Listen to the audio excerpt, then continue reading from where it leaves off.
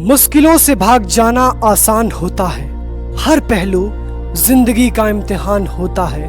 अरे डरने वालों को मिलती नहीं कुछ जिंदगी में, और लड़ने वालों के कदमों में जहान होता है। ग्रेजुएशन के 3 साल आपके जीवन के सबसे कीमती साल होते हैं, और जो व्यक्ति इस 3 साल को संवार लेता है वो अगले 30 साल तक एक बेहतरीन जिंदगी जीता है, और जो व्यक्ति इन 3 साल को गंवा देता है वो व्यक्ति अगले 30 साल तक संघर्ष करता है। सो बीकॉम के साथ और बीकॉम के बाद क्या कर सकते हैं, इस एक वीडियो में मैं आपको कंप्लीट गाइडेंस देने वाला हूं, और इसके अतिरिक्त किसी और वीडियो को देखने की आवश्यकता आपको नहीं पड़ेगी। इतने ऑप्शंस, इतने करियर अपॉर्चुनिटीज मैं आपको इस सिंगल वीडियो में बताने वाला हूं। So let's start the video. So students, सबसे पहला कोर्स जो आप बीकॉम की डिग्री के साथ कर सकते हैं वो है चार्टर्ड अकाउंटेंसी का course, that is CA, the toughest course of India. CA करने में आपको लगते हैं 4 साल और लगता है लगभग 1 लाख का इन्वेस्टमेंट, और फिर आप अगर सारे पेपर समय समय पे निकाल लेते हैं एक ही अटेम्प्ट में, तो आप 4 साल के अंदर यानी बीकॉम कंप्लीट करने के 1 साल के बाद आप सीए बन जाएंगे। दूसरा ऑप्शन आपके पास होता है कंपनी सेक्रेटरी, जो कि अगेन हिंदुस्तान का एक मोस्ट प्रेस्टिजियस प्रोफेशन है, और सीएस की डिमांड मार्केट में निरंतर बढ़ती जा रही है। अगर आपका इंटरेस्ट लॉ में है, अगर आपका इंटरेस्ट कॉर्पोरेट गवर्नेंस में है, तो definitely you can go for CS. CS की सबसे अच्छी बात यह होती है कि सीएस में आपकी फीस कम लगती है और आपको रिटर्न भी काफी बेहतर मिलता है as compare to chartered accountancy. यहाँ पे जो कोर्स की फीस है वो काफी कम है, और कोर्स का जो ड्यूरेशन है वो भी 1 साल कम है। सीएस यानी कंपनी सेक्रेटरी के कोर्स को कंप्लीट करने में आपको लगते हैं 3 साल, वहीं सीए को करने में आपको लगते हैं 4 साल। तीसरा ऑप्शन आपके पास है cost and management accountant, that is CMA। इस कोर्स को भी करने में आपको 3 साल लगते हैं और लगभग 1 लाख का इन्वेस्टमेंट लगता है, और अगर आप इस कोर्स को कर लेते हैं तो आप हिंदुस्तान के कुछ यूनिक लोगों में गिने जाएंगे, भीड़ के हिस्सा नहीं माने जाएंगे, ठीक है। और CMA कंप्लीट करने के बाद आप आराम से एक्सपेक्ट कर सकते हैं मिनिमम 60 to 70,000 की सैलरी एज अ फ्रेशर। अगला ऑप्शन आपके पास है ग्लोबल सीए बनने का।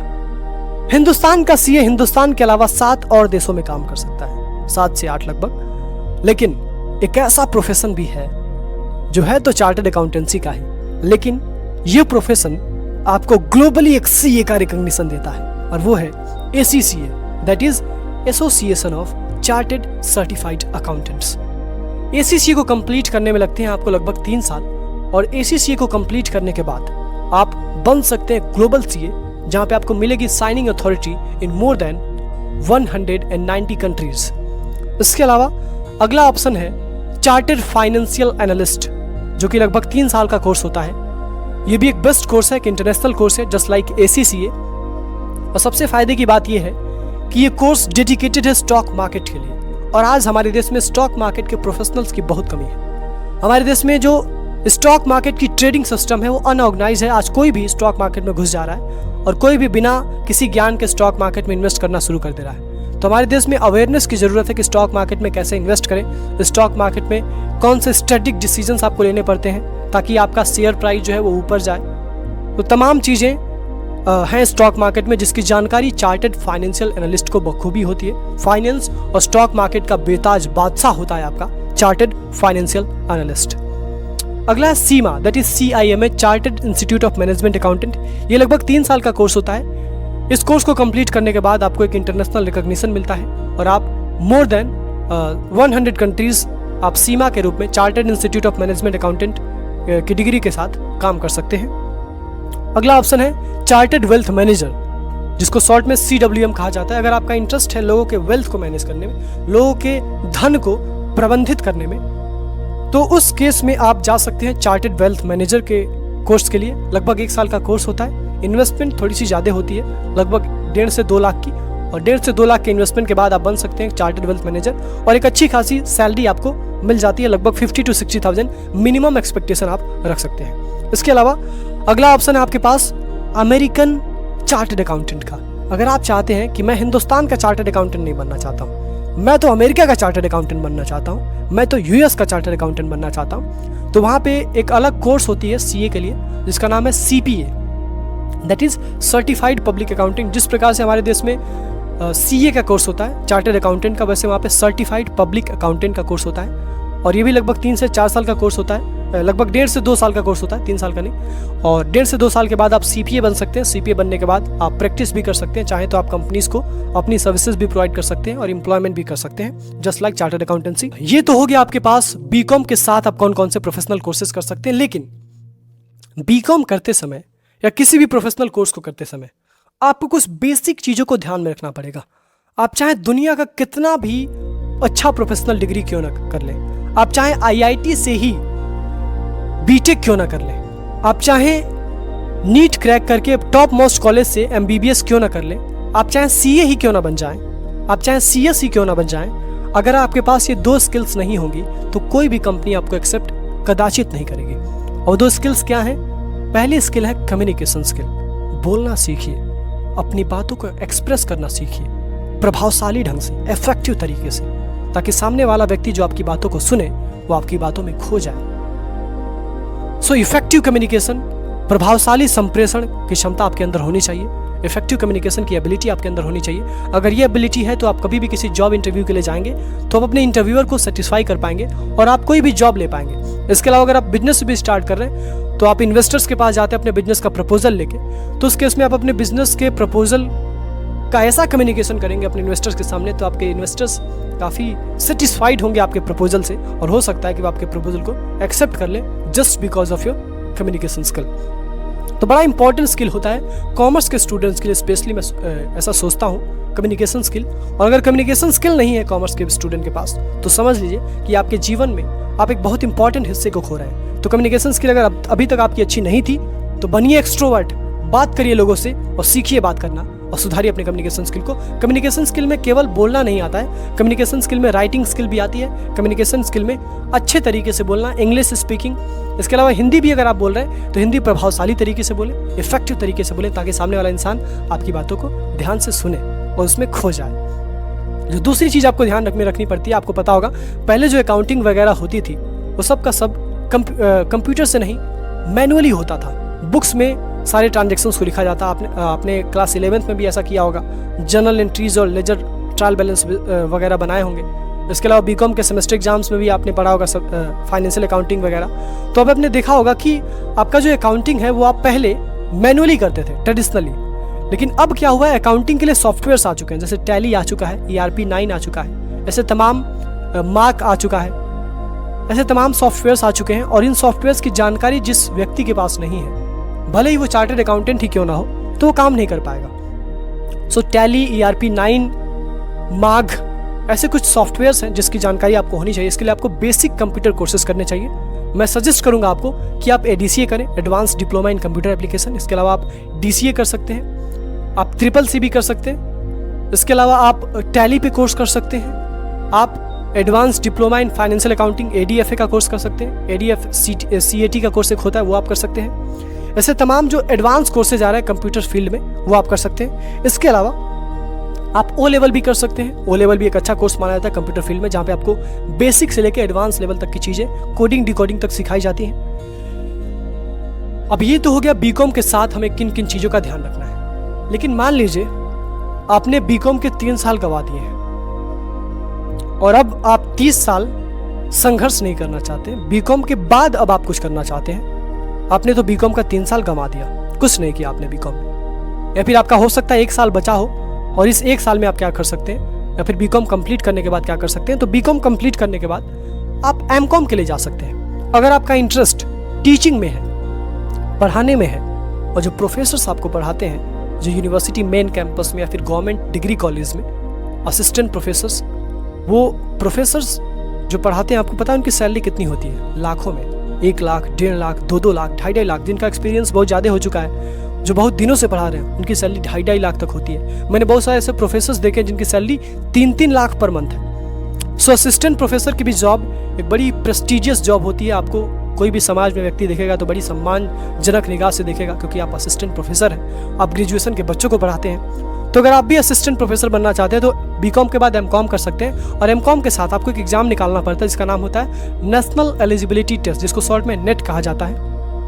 ये नेशनल लेवल का एग्जाम होता है। इसके अलावा एक और एग्जाम होता है सेट, जिसको कहा जाता है स्टेट एलिजिबिलिटी टेस्ट। इसमें आप स्टेट लेवल पे किसी स्टेट यूनिवर्सिटी में अप्लाई करने के लिए, असिस्टेंट प्रोफेसर की जॉब के लिए आप एलिजिबल हो जाते हैं। तो अगर आपका भी मन है असिस्टेंट प्रोफेसर बनने का, टीचिंग फील्ड में सबसे टॉप मोस्ट पोजीशन में जाने का, क्योंकि टीचिंग फील्ड में सबसे टॉप मोस्ट पोजीशन ग्रेजुएशन के बच्चों को ही पढ़ाने का होता है, असिस्टेंट प्रोफेसर का ही होता है। तो आप वहाँ नेट कर सकते हैं या फिर सेट कर सकते हैं। इसके अलावा अगला ऑप्शन है बीकॉम के बाद एमबीए करने का। अब देखिए एमबीए में काफ़ी अनएम्प्लॉयमेंट लेवल है। बहुत सारे ऐसे लोग हैं जो एमबीए करने के बाद भी अनएम्प्लॉयड हैं, कारण उनके पास स्किल्स नहीं होंगी या फिर उन्होंने किसी अच्छी कॉलेज से एमबीए नहीं किया होगा जहाँ पे उनको स्किल्स सिखाई ही नहीं गई होंगी। तो जब आप एमबीए करने जाएं तो आप इस चीज़ का बखूबी ध्यान रखें। एमबीए करते समय कॉलेज का सिलेक्शन अच्छे से करें। इसके साथ साथ एमबीए करते समय आप अपने डिसिप्लिन का सिलेक्शन अच्छे से करें कि आप एचआर से एमबीए करना चाहते हैं, ह्यूमन रिसोर्स से, मार्केटिंग से एमबीए करना चाहते हैं, पब्लिक रिलेशनशिप से एमबीए करना चाहते हैं या फिर किससे एमबीए करना चाहते हैं। आपको अपने इंटरेस्ट को पहचानना होगा और इंटरेस्ट के हिसाब से ही आपको एमबीए का डिसिप्लिन सेलेक्ट करके और एमबीए के साथ साथ अपने स्किल्स को भी इन्हांस करते हुए, अपने कम्युनिकेशन स्किल, अपने कंप्यूटर स्किल को इन्हांस करते हुए एमबीए की डिग्री कंप्लीट करके तुरंत आप जॉब ले सकते हैं। लगभग अगर आप अच्छी कॉलेज से करते हैं तो 1 लाख पर मंथ का भी सैलरी आप एक्सपेक्ट कर सकते हैं। अगर आप नॉर्मल कॉलेज से करते हैं तो मिनिमम आपकी 30 to 40,000 से स्टार्टिंग तो हो ही जाती है। इसके अलावा एक और ऑप्शन है जिसके बारे में लगभग हो सकता है आप में से किसी को ना पता हो। जो मैंने ऑप्शंस बताए हो सकता है आपको पता हो उसमें से कुछ ऑप्शंस, लेकिन इस ऑप्शन के बारे में मुझे पूरा यकीन है कि आप में से किसी को नहीं पता होगा। ये ऑप्शन है स्टॉक मार्केट में करियर बनाने का। आप रील्स के माध्यम से देखे होंगे कि स्टॉक मार्केट कितना ऊपर जा रहा है। बहुत सारे ऐसे ट्रेडर्स हैं जो स्टॉक मार्केट में डेली का 20 लाख का इनकम जनरेट कर रहे हैं। मैं पर्सनली बहुत सारे ऐसे लोगों को जानता हूं जो लगभग डेली का 20 लाख का इनकम जनरेट कर रहे हैं। डेली का सोचिए, डेली का वो लोग 20 लाख कमाते हैं, 20 लाख फिर इन्वेस्ट करते हैं। ऐसे वो लोग बहुत बड़े लेवल पे खेल रहे हैं। लगभग उनके पास हर वो चीज़ है जो आप सोच सकते हैं, जो लग्जरियस कार आप सोचते हैं कि आपके पास हो, वो सब कुछ है। तो ट्रेडिंग में भी एक अच्छा करियर है। लेकिन आजकल ट्रेडिंग कोई भी व्यक्ति मुंह उठा के करने चला आता है जिसको ट्रेडिंग का टी भी नहीं पता है। तो ट्रेडिंग करने से पहले आपको ट्रेडिंग का एक्सपर्ट बनना पड़ेगा। आपको ट्रेडिंग के लिए कुछ बेसिक डिग्रीज लेनी पड़ेंगी, कुछ बेसिक नॉलेज लेना पड़ेगा। उसके लिए NISM एक बॉडी है हमारे देश में जिसका फुल फॉर्म होता है national institute of securities market, और ये बॉडी हमारे देश में स्टॉक मार्केट पे short term certification courses offer करती है जो आप कर सकते हैं। और in short term certification courses को करने के बाद आप चाहें तो खुद का भी ट्रेडिंग स्टार्ट कर सकते हैं या फिर किसी ट्रेडिंग कंपनी में जाके काम भी कर सकते हैं। इस सर्टिफिकेट के बेसिस पे आपको आसानी से जॉब भी मिल जाता है, क्योंकि इस फील्ड में ज़्यादा लोग नहीं हैं, इस फील्ड में ज़्यादा कॉम्पिटिशन नहीं है, इस फील्ड के बारे में जो लोग ज़्यादा जानते नहीं हैं, इसलिए इस फील्ड में बहुत कम कॉम्पिटिशन है और डिमांड इस फील्ड की निरंतर बढ़ती जा रही है। आप लोग देख ही रहे हैं कि स्टॉक मार्केट का कितना क्रेज़ है, रील्स वगैरह में आप देखते ही होंगे। इसके अलावा एक मैं आपको ऐसा ऑप्शन बताने वाला हूँ जो एक एवरेज बच्चे के लिए है, जो सीए नहीं कर सकता है क्योंकि उसके पास उतनी मेहनत करने की क्षमता नहीं। सीए वैसे भी एवरेज बच्चे के लिए होता है, ऐसा नहीं कि सीए केवल इंटेलिजेंट बच्चों के लिए होता है। आप एवरेज हैं तो भी आप सीए कर सकते हैं, लेकिन फिर भी मान लीजिए आप एवरेज हैं लेकिन फिर भी आप मेहनत नहीं करना चाहते, आप उतना ज़्यादा वेट नहीं कर सकते, तो बीकॉम के ठीक बाद एक बैंकिंग का मणिपाल प्रोग्राम है जो बहुत सारे बैंक ऑफर कर रहे हैं। जैसे आपका ICICI बैंक है, वो आपको ICICI मणिपाल प्रोग्राम के तहत आपको 1 साल का एक कोर्स कराता है। इस कोर्स को कंप्लीट करने के बाद आप सीधे बैंक में मैनेजर बन सकते हैं। लेकिन इस कोर्स की जो फीस होती है लगभग 3 से 3.5 लाख तक होती है। लेकिन 1 साल का ये कोर्स होता है। 1 साल के कोर्स में आपको इंटर्नशिप कराई जाती है। इंटर्नशिप में भी आप काफ़ी अच्छा पैसा कमा लेते हैं। तो जो आपका 1-1.5 लाख 2-3 लाख रुपया लगने वाला है कोर्स को कंप्लीट करने में, वो सारा पैसा लगभग 1 साल में आप रिकवर भी कर लेते हैं। अपने इंटर्नशिप और अपनी शुरुआत का जो आपका एम्प्लॉयमेंट होता है, ऑन द जॉब ट्रेनिंग वगैरह होता है, उसमें आप ये सब रिकवर कर लेते हैं। खैर इस पे तो मैं डिटेल वीडियो एक बनाऊंगा अगर आप कहेंगे तो, क्योंकि ICICI bank Manipal programme, bank probationary officer Manipal programme जो है, ये पूरा इसका नाम है, और ये बहुत ही अच्छा प्रेस्टिजियस ऑप्शन है बच्चों के लिए। और इसको कंप्लीट करने के बाद भाई बच्चों का सपना होता है कि मैं किसी बैंक में मैनेजर बनूँ। आजकल बहुत सारे ऐसे बच्चे होते हैं जिनका सपना होता है कि मैं प्राइवेट बैंक में मैनेजर बनूँ। गवर्नमेंट बैंक में मैनेजर बनने का सपना तो अधूरा ही रह जाता है, क्योंकि कॉम्पिटिशन बहुत हाई लेवल का है। बैंक PO वगैरह का, बैंक मैनेजर का तो और भी हाई लेवल का कॉम्पिटिशन है। इसीलिए प्राइवेट बैंक्स इस प्रकार के प्रोग्राम्स ऑफर कर रहे हैं। जैसे SDFC बैंक है, वो भी एक प्रोग्राम ऑफर कर रहा है, एक्सिस बैंक भी एक प्रोग्राम ऑफर कर रहा है। तो आप किसी भी बैंक के प्रोग्राम को कर सकते हैं। और वो जो फीस होती है, उस फीस के लिए भी बैंक्स एजुकेशन लोन दे रहे हैं। बैंक्स ऐसा कहते हैं कि आप बीकॉम कर लिए, आप हमारे प्रोग्राम में इनरोल हुई है, आपके पास पैसे नहीं है तो भी कोई दिक्कत नहीं, मैं आपको लोन दूंगा। और लोन आप जब आपकी जॉब लग जाएगी, जॉब भी वही देगा, बैंक ही आपको जॉब भी देता है। जिस बैंक से आप ट्रेनिंग करेंगे वही आपको जॉब भी देगा, और 100% जॉब प्लेसमेंट की गारंटी है। 1-2% नहीं, 100%। आपने किया ट्रेनिंग, और ट्रेनिंग की तुरंत बाद आपको जॉब मिल जाती है। तो मुझे लगता है कि बेस्ट ऑप्शन है उन बच्चों के लिए जो ज़्यादा संघर्ष नहीं करना चाहते हैं जीवन में, और कम संघर्ष में एक अच्छे स्टेबल जीवन को जीना चाहते हैं। इसके अलावा कुछ लोग ऐसे होंगे, सर मेरा तो पापा का बिजनेस है, मेरा तो दादाजी का बिजनेस है, मेरी तो मम्मी एंटरप्रेन्योर है, मुझे तो भाई किसी की नौकरी नहीं करनी है, मुझे तो प्रोफेसर बनने में भी कोई इंटरेस्ट नहीं है, मुझे पढ़ाने वगैरह में कोई इंटरेस्ट नहीं है, मैं तो हीरो बनना चाहता हूँ। लेकिन हीरो बनने के लिए मुझे पैसे चाहिए, और पैसे से मुझे बहुत इंटरेस्ट है। मैं पैसे से कैसे कमा सकता हूँ पैसे, तो पैसे के लिए मैं बिजनेस स्टार्ट करना चाहता हूँ।